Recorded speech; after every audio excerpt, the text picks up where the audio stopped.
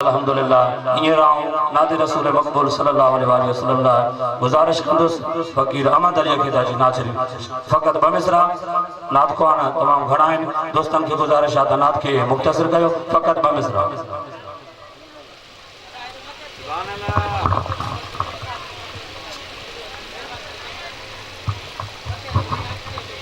सल्लल्लाहु अलैहि या रसूल अल्लाह वसल्लम अलैका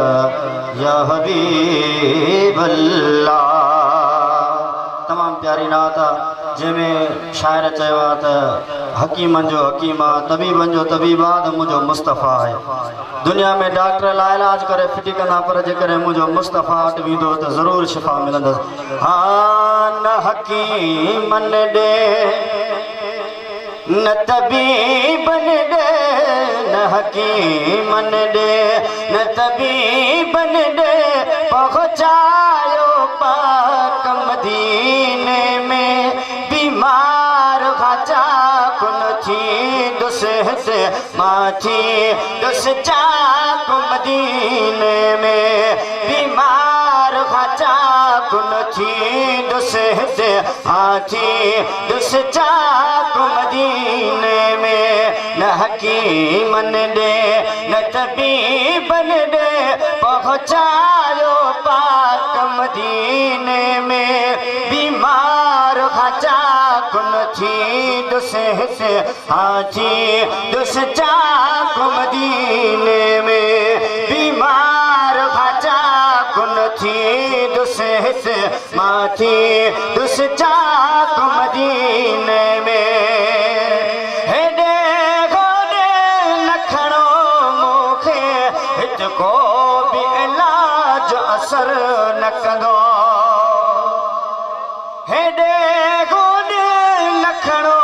मूंखे हिते को बि इलाज असर न कंदो, हिते को बि इलाज असर न कंदो। खारायो सुकल मानिया जोगा,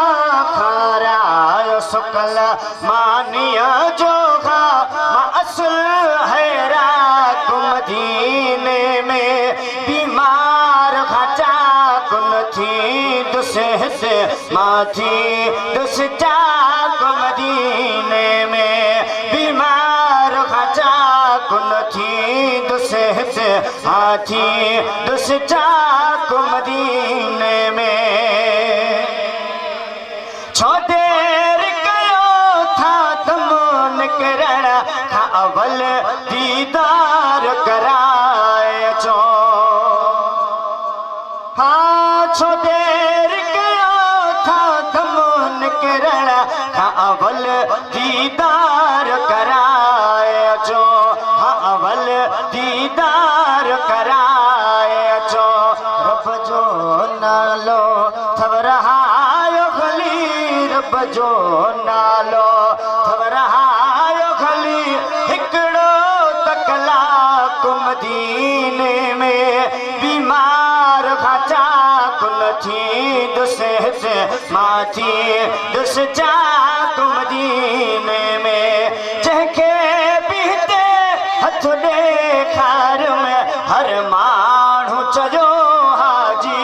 मखणा। जंहिंखे बि हिते हथ ॾेखार में हर माण्हू चयो हाजी मखणा, हर माण्हू चयो हाजी मखणा।